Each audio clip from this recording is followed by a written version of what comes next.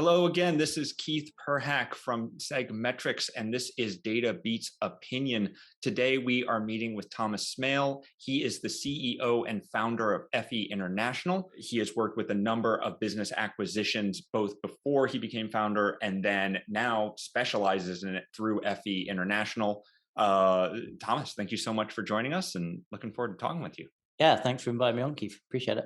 Yeah, so you have a ton of experience in both buying, scaling, and then selling your own businesses. And then, as I kind of mentioned, through FE International, doing that for other businesses. How did you kind of get started with all this? Like, where did this kind of start? Yeah, so if we go back 11 years to day zero of F International, I was a college student. I think like most college students trying to make some extra cash. I didn't really have any money. So at the time, companies like FE International did not exist. So if you wanted to buy and sell, at the time I was buying and selling domains, very small websites. So at the time you'd almost buy them on eBay. So places like eBay would sell domains, believe it or not. So what I was doing is I would buy a domain on my credit card, and I would have, I think, like a $500 or pound. Like, I'm from the UK, but now I live in the US. So I'd have a 500 limit, and I would max out the credit card at the beginning of the month, buy a bunch of domains or small websites, fix them up, improve them, present them in a better way, and then try to sell them by the end of the month, pay off my credit card, Wow. do the same thing and repeat. So it wasn't very exciting in the early days. It was like turn $500 into 1,000, and then 1,000 would become 2,000. And then I graduated college into a terrible recession and decided that it'd be a good idea to have a go at running my own business for a year rather than like getting a regular job. Now, at the time, obviously, I had no money, so people started coming to me because I built up a bit of a reputation for being good at selling small websites, small domains, and I wrote a small course about it at the time. Like I published a book. So people came to me like, "Hey Thomas, I read your book. You've been buying and selling businesses yourself. Can you help me?" And at the time, I think my biggest sale ever personally had been like $3,000, which I thought was a huge amount to a student, at least. That was a huge amount of money. So I thought I was rich, made it, never had to do anything. People then came to me like, I think the first deal I ever did was about $20,000.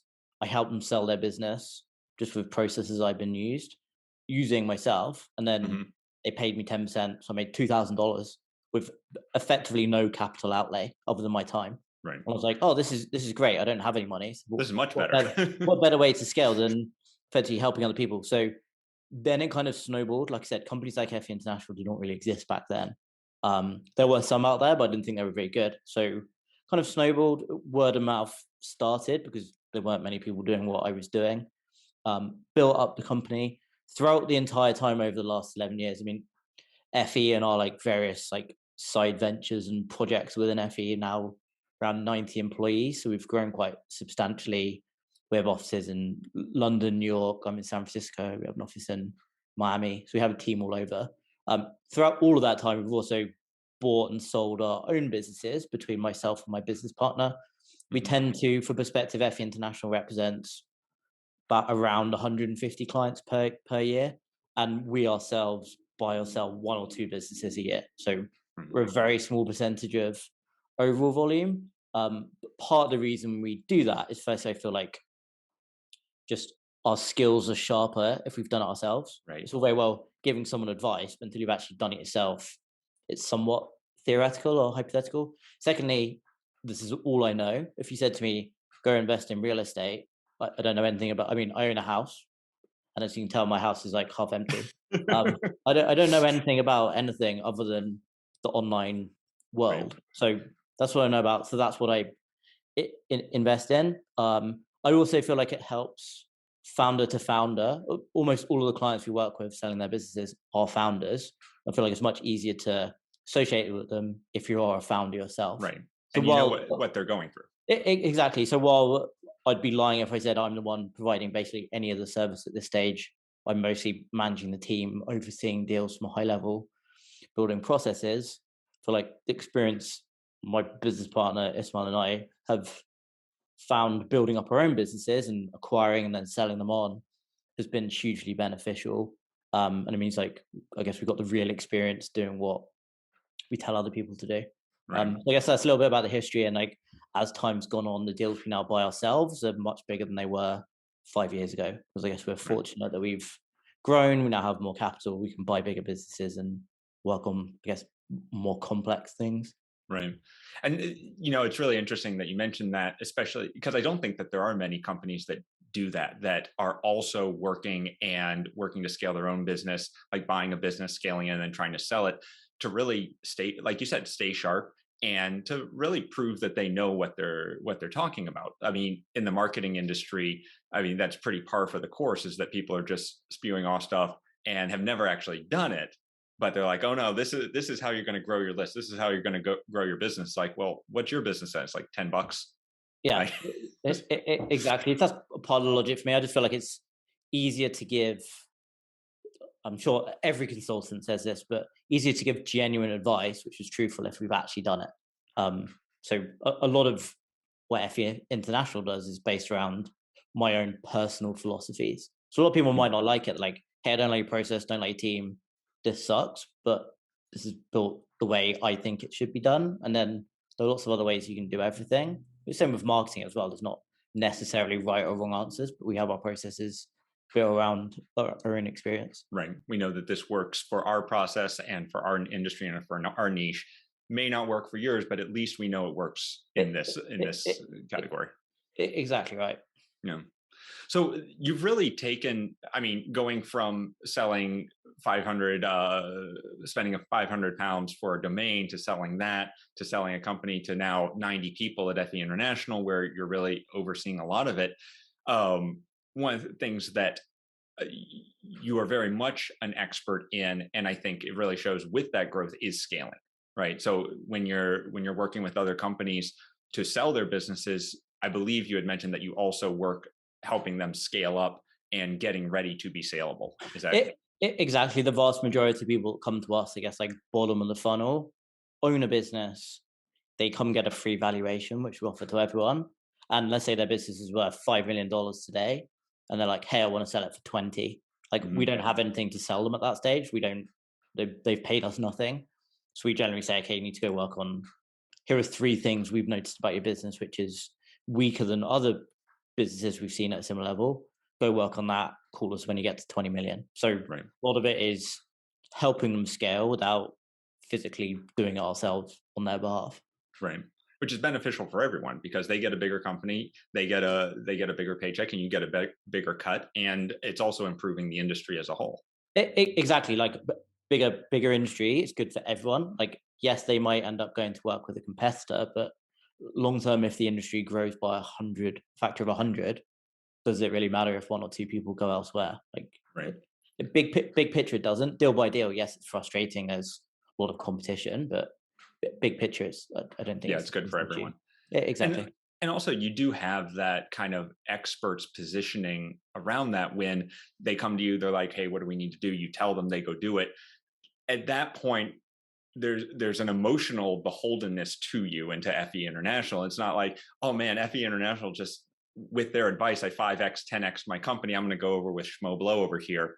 Yeah. Like, I imagine it does happen, but I imagine you have much more of that connection to them, and people tend to come back to you and say, okay, I'm ready now. I would say so, definitely on average. I mean, there are obviously some examples where people don't, and ultimately you're paying us a lot of money, so I totally understand. Like, you're well within your rights to shop around, and people do.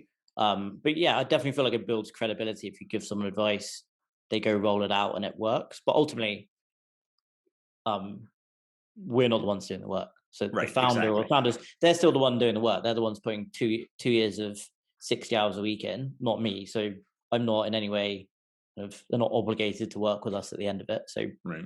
Like I said, big picture, more people in the industry having exits, more people having bigger exits is good for me and good for FE International, even if we're not necessarily on every ticket.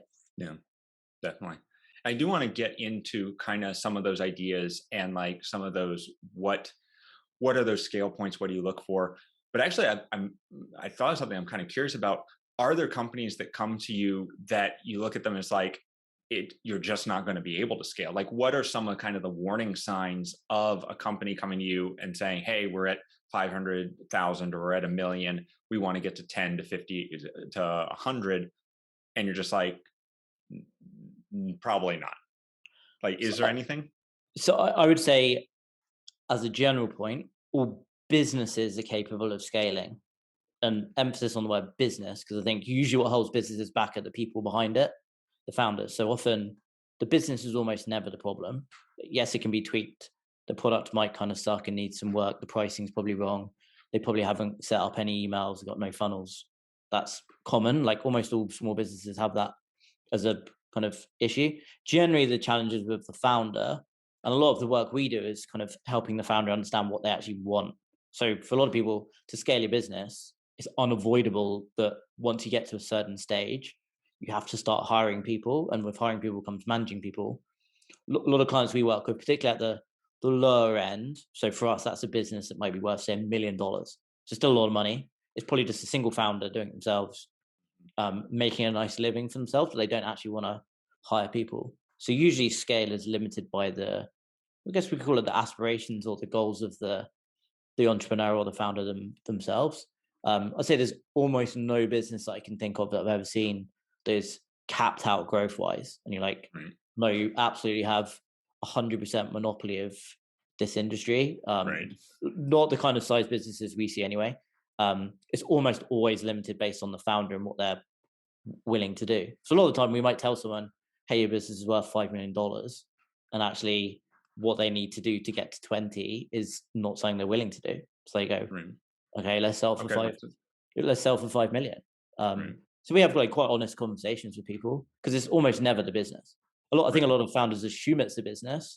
I know I used to. I remember when we first got to if you were interviewing Ismail, my business partner now, he still likes to laugh at me because when he joined the company in 2012 and I'd set up in 2010, he was like, what's the biggest the business can possibly get to? And I was convinced we were just short of $1 million revenue at the time.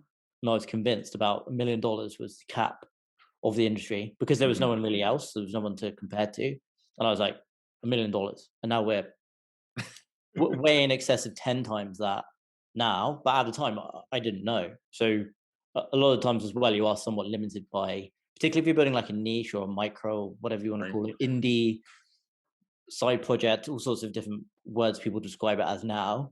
You often don't know how big your market is because you might be one of the only ones. But often you're not actually limited by anything other than your own ability to scale. Right. But then I started like doing podcasts, for example, going to events, and then you start speaking to people who didn't even know your industry existed, and then they're like, "Oh yeah, I should sell my business," and then that person goes and tells 10 other people, and then over time you scale.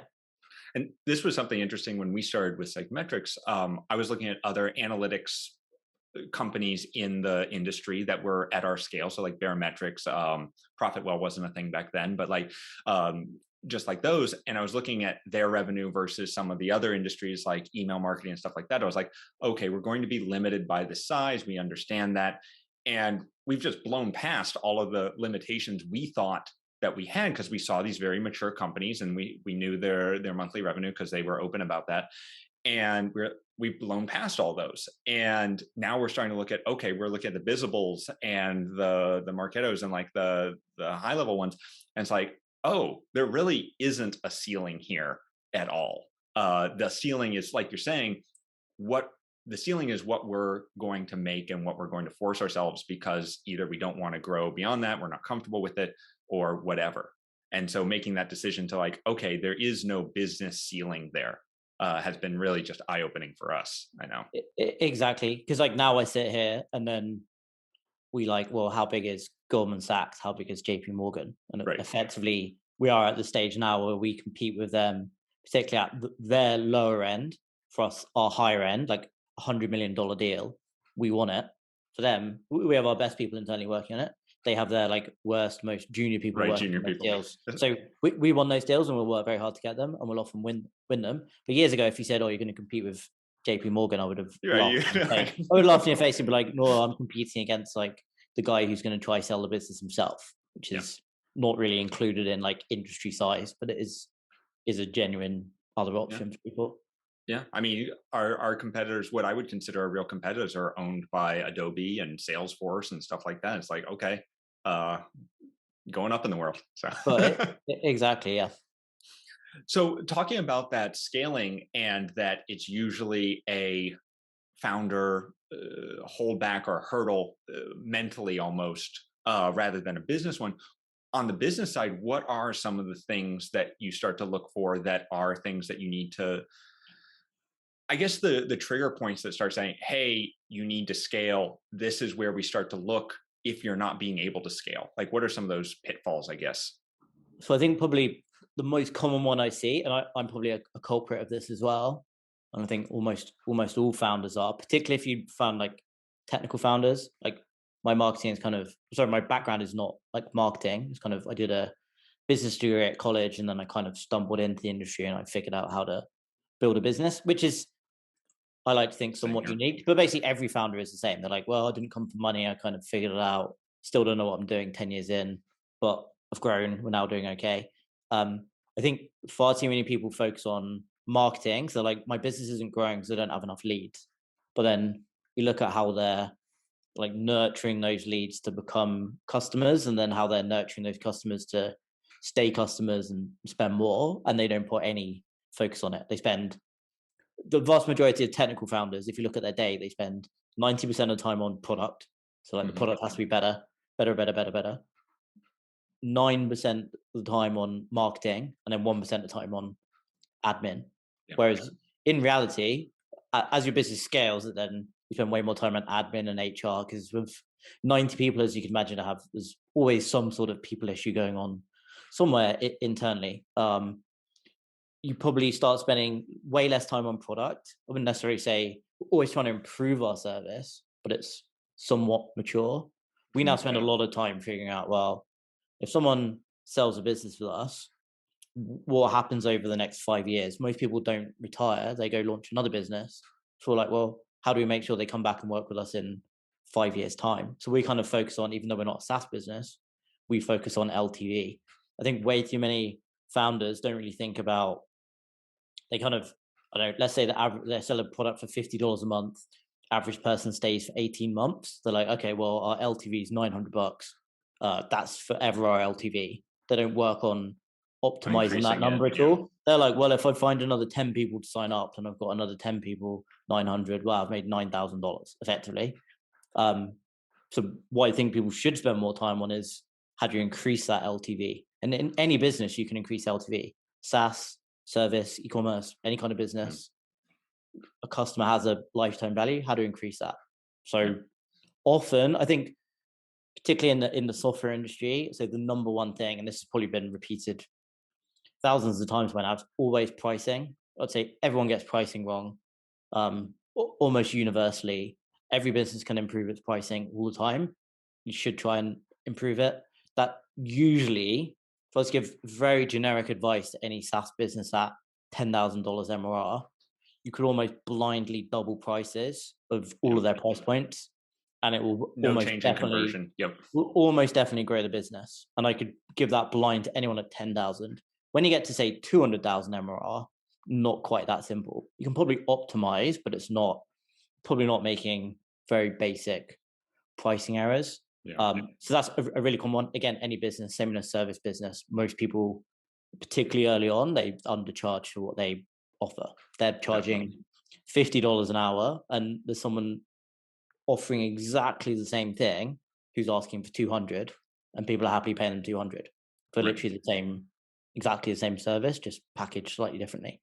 And I think that's one of the things that people don't realize is that you can really go as high as you want with pricing as long as you're updating the packaging around it. I think easily if you're at that 10K MRR, yeah, double it. Just don't even have to change anything, just double it. But as you get higher, you can change the wrapping around that pricing to definitely with the same service increase the value proposition a lot.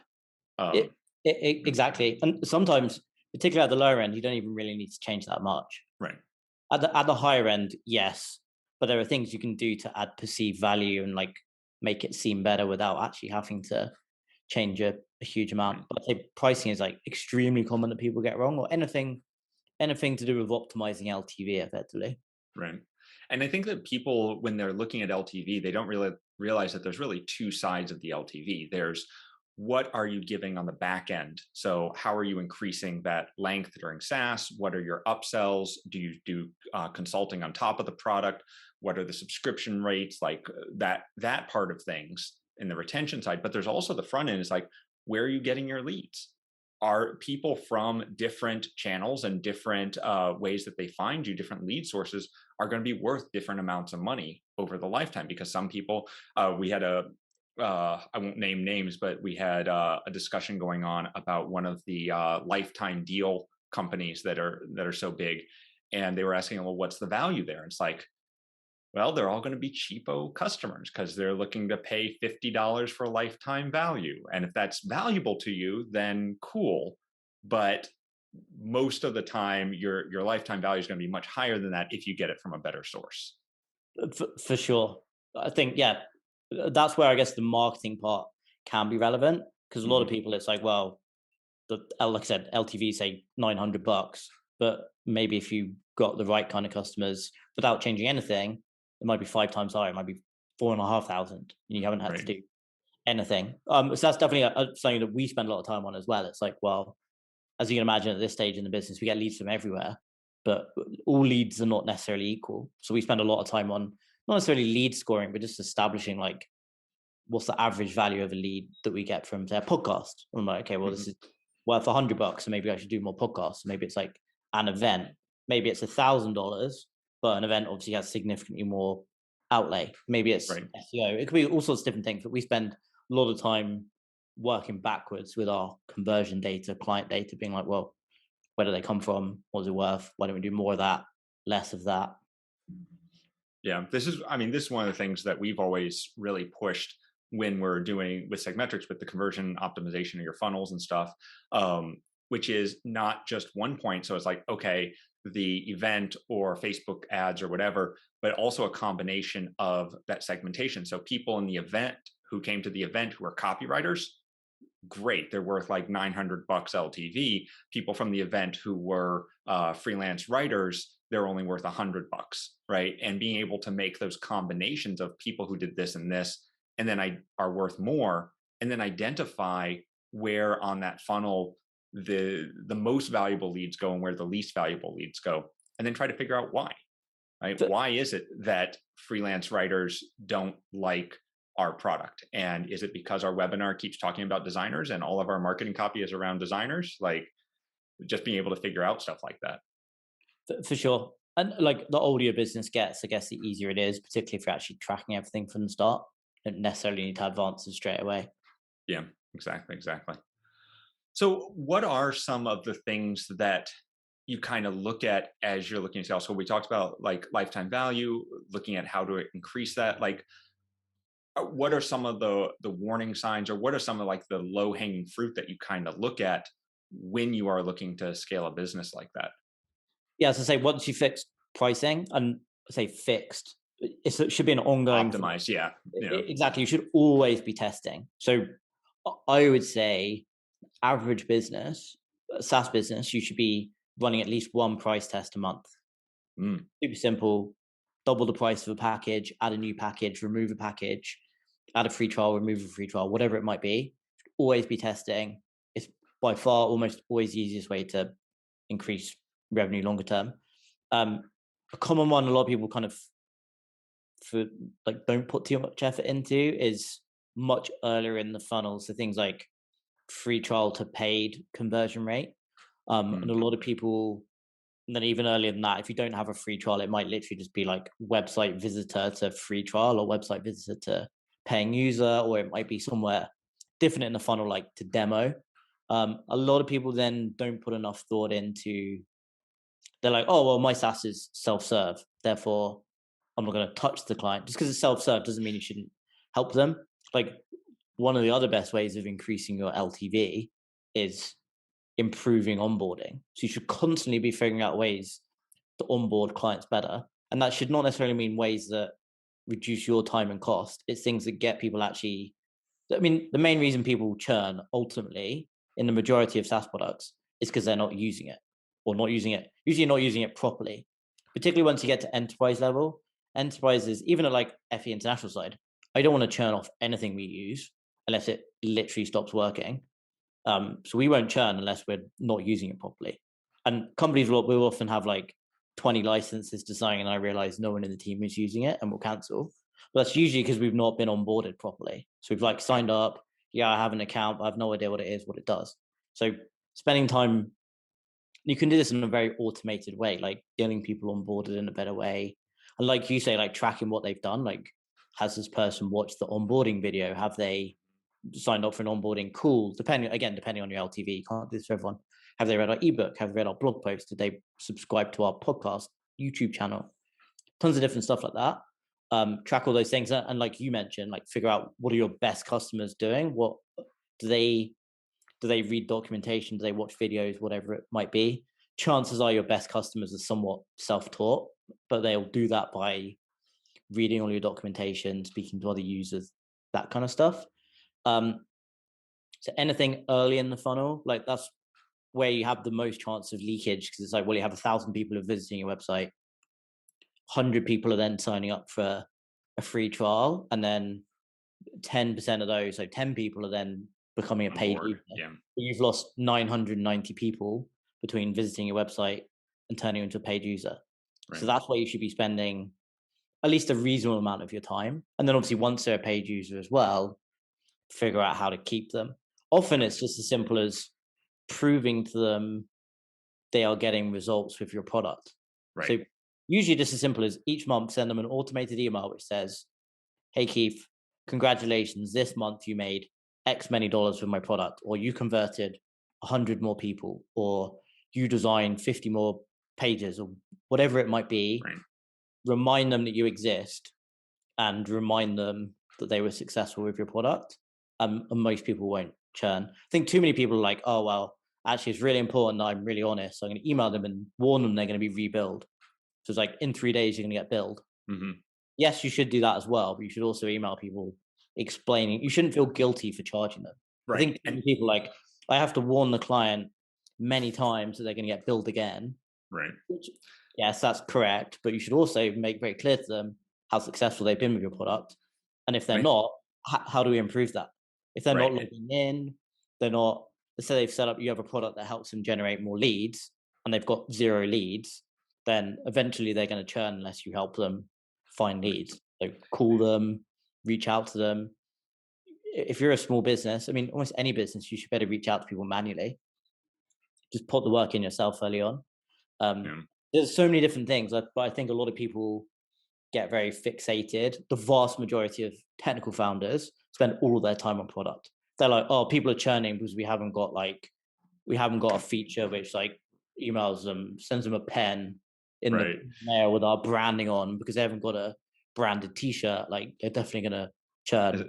Someone as I look at my box of branded t-shirts over there, you're like shining a spotlight right on me. I have a cupboard that I've not told my wife about, which is full of various merchandise. But yeah, I think too many technical founders get obsessed with product. They always believe churn is because there's a problem with the product.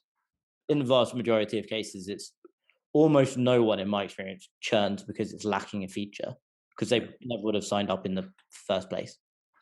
I feel the same way, and it's something that I've had to overcome with my journey, because I am a technical founder, and for a long time it was, we just need this one more product or one more feature and everyone's going to come and be banging down the doors. And what I've really seen is it's the onboarding, it's the support.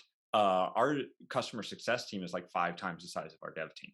Like it is important to have really good support. And so, you had mentioned that, a lot of technical founders, they think it's just a turnkey thing or self-serve, right? So someone signs up, they start using the app, and then the founder never has to touch them. And I don't know of any successful businesses where that's actually true. Like exactly. So yes, it can be self-serve, but adding some people into that process can be hugely beneficial. But I guess the caveat there is, depending on your target audience, 90% of customers, even your best customers, will on a SaaS product will actually never talk to you, and they'll never want to talk to you. But 10%, and the other thing about the 10% who do want to talk to you if you're competing, like you say, all these other companies you're competing with, even the bigger ones, if you're the first one to pick up the phone or the first one to reach out to them proactively or send them some suggestions, which are truly personalized, they're going to stay with you Right. because most other companies haven't bothered to do it. And the self-serve ones are going to stay anyway. Yeah. They've already figured it out. They're developers. They don't want to reach out to anyone. They'd rather figure it out themselves. But the ones you do make the effort to reach out to, they're the ones that will drive that value long And term. So yeah, self-serve is fine, but self-serve with help if you need it. Similar kind of, if you go to a supermarket, all supermarkets these days have self-checkout, or most of them do. But that doesn't mean when you're going around getting your groceries, there's not, you go to the meat counter, there's still someone there to chop your chicken. right. You're not It's physically like cutting the chicken yourself. That would obviously not work. Yeah, and I think you hit on something really important there, which is that the people who don't want to talk to you are going to make that decision themselves. And there's nothing you can really do from a personal standpoint that really helps. I mean, you can make documentation better, blah, blah, blah. That's all product side, right? But the people who do want to talk to you, if you're not there, they're going to feel let down. So the people who don't want to talk to you, it doesn't really matter if you're there or not, but the people who do want to talk to you. So going back to your supermarket example, if you only had the self checkout and someone wanted to go through the regular checkout because they had a question and they're just standing at the checkout waiting for someone to show up, that's not a great, you've suddenly failed your customers, right? Yeah, hence why they have options, because they figured out there are some customers who will just leave. And then for them, it's also like, I don't know a huge amount about supermarkets, but they have a calculation like self-serve means a higher rate of theft. But then you're kind of similar to like self-onboarding has probably a higher rate of churn Right. because they're figuring out themselves and then leaving. So this is where the data comes into it. You need to be figuring out like what's the LTV of someone who's self-serve, what's the LTV of someone who's not self-serve, and then Yeah. how do we find the ones with more of the people that look like the higher LTV and less of the people with the lower LTV? And that's what I found as well, is that most of the higher LTV people do have more, they want to talk to someone, or they at least, maybe not constantly, but at least one call just to make sure, or one discussion to make sure, yeah, there's real people here, right? Like looking at enterprise deals, I used to do enterprise sales, and I guess maybe I'm overly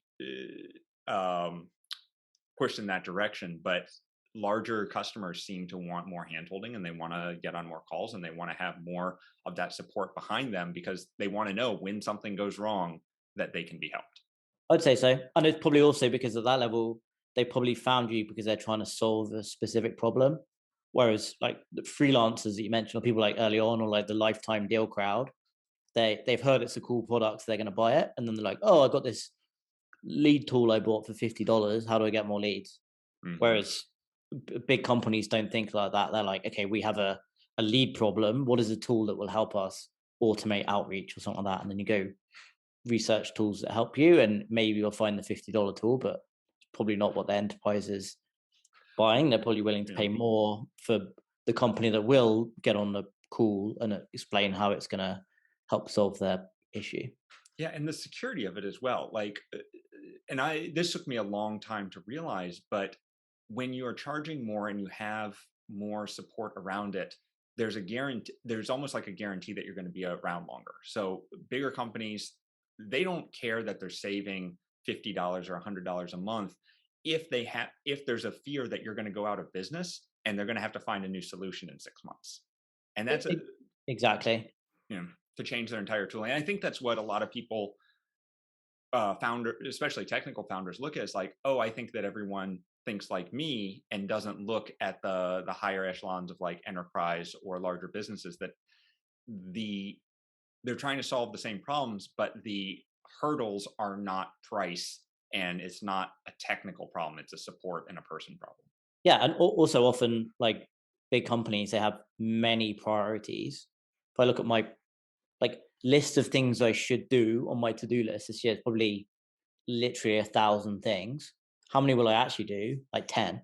But I'll pick on the ones that I think are most important. And the other ones who were like, well, can we just remove it? Can I delegate it? Can I outsource it? Is there a product we can sign up for that helps Right. solve this problem? And if so, let's do it. Yes, technically, I could use one of our development team to build it out ourselves, customize it, do everything we need. But if it's not A1 priority, then why would you do it? Whereas a lot of Right. developers think like, well, I could build this tool myself in 2 weeks, so I'll save all the money. Like, yes, you could, but big companies often their priorities are not the same as what they might be to you. Right, exactly. And that's, I mean, I don't know if you read Hacker News, I believe you do, but like the famous Dropbox quote, which was like, I can't believe this is a when Dropbox came out, someone famously said, I can't believe there's a product you can just rsync to the server that you set Yeah, I up. could have And it's made it like, in a weekend or whatever. Yeah, right. And I it's like the technical side is not the thing that they're solving. It's the ease of use. exactly. I think Hacker News is a very good example of the demographic of people who are probably not going to buy your product because they can make it. So to answer your question, I'm aware of Hacker News, but for my own mental health, I try and avoid it at all costs. Yeah, me too. I used to be much more prolific on it than I am now. As like I still read it because it's I'm addicted, but other than that, excellent, excellent. Well, I think I do want to be conscious of your time. So as we're looking to scale, or as people are looking to scale, what are some of the other like gotchas or the like things that once you see you should really latch onto? Like, is there anything else that comes to mind that's like, oh, we saw this weird thing, definitely latch on that and ride that all the way to the moon kind of thing? Well, I think that actually is the exact point. Once you find something that works, keep doing it. You don't have to continuously. I think too many founders are like, "Oh yeah, I got this working. Now I'm going to go do something Next else." thing, And then right? yeah, but actually, there's a lot of businesses, particularly if you look at a lot of like companies who have gone public, and it's like, "Oh, how did you scale your marketing?" It's like outbound. Like, what else do you do? Oh no, we hired 100 SDRs, not one, and we sent a million emails a month, not 10,000. Right. So often you can literally scale, and I still have to tell myself this every day. You can actually just do more of what's already working. You don't necessarily need a new bright idea. And as you get bigger and bigger, small changes can make drastic differences to your top line. So early on, if say that $10,000 MRR level, you probably do need to be doing things that add 50% revenue to be worth your time spending 3 months in it. As you get bigger, let's say 10 million revenue, even tweaking something by like 1%, it's another 100,000 a year. That's like, well, I can Right. hire another full-time employee with this one tweak. And then it's like, oh, here's another one that's 2%. So these marginal gains add up Yep. over time. Which I think is something you realize as you get bigger. You don't necessarily need all these big wins. You can just do more of what's already working and improve what's And working. I Necessarily think, have to be overly creative. yeah, and I think that's something that a lot of people, I think people get stuck in that first, when you're still trying to figure out what's working, right? And you need those big changes. And I think people get stuck in that mindset instead of like, okay, I found this works. You can really scale something all the way up into the moon as far as like optimizing it. And like you said, when you're doing a million, 1% is a great growth metric, right? Like at the beginning, when that's $100 or $1,000, that doesn't feel as good. But once you're at a million, 10 million, 100 million, whatever, it becomes a very powerful multiplier. Exactly. Like I'm not a math expert or an engineer or anything like that, but just I think a lot of people don't realize that compound growth applies to incremental improvements as well. Lots Yep. of 1% improvements add up over the course of a year. You don't have to double your leads overnight. Right. In most businesses, it's not actually possible or easy. And too many people spend way too long trying to find like the magic, like you say, like the lifetime deal crowd. It's like, oh, this magic tool, press a button, I get more leads. Hmm. At least in my experience, if it was that easy, then everyone would do it. Exactly. Exactly. I think that it's one reason I think why SaaS is so popular as well, especially for investment and for businesses, because it's recurring revenue, and a 1% increase in the number is ongoing, whereas ecom or kind of just regular sales, that can stop at any point because you have no recurring stream. And that's why a lot of ecom now going towards those subscription boxes or the products that are automatically sent or anything to get that recurring revenue, because it increased that value, that valuation, that scale. Now one customer is no longer worth a $50 one-time purchase. They're worth $50 times however long they're part of your ecosystem. Exactly. Awesome. Well, Thomas, thank you so much for joining us. I know that everyone listening to this has gotten a ton of value out of this, because I've gotten a ton of value out of this. Where can people find you? And yeah, where can people find you on the web? Yeah, so I guess like to my point of what works, like started now more active on social media. So you can find me on LinkedIn, Facebook, Twitter, whichever one you like. Pretty active on those three. Same with company like the FE International, we have an account on each. If you're interested in more specific content about what we do, it might be buying, might be selling. For most people, it's eventually selling, kind of fundamentals of valuation. Go to our website, have a blog. We have white papers on kind of industry trends, like what's happening with valuations. So yeah, what's happening with valuations. We have specific blog posts about valuations for specific business models. Or if you want to speak to us about valuation, we offer free valuations. If you want to buy a business or you're thinking about buying a business, you can reach out. And like I said, valuations are free. There's no harm in reaching out. And the team are always publishing new content, which is, like I said, not for everyone. This is kind of the point. Like you have to go on there and find what's relevant to you, but there should be something for everyone. Awesome. And we'll put those links in the show notes and link to all of that. Cool. Well, thanks so much. Appreciate having me on. Yeah, definitely, Thomas. Thank you so much for joining us. Thank you. Cheers.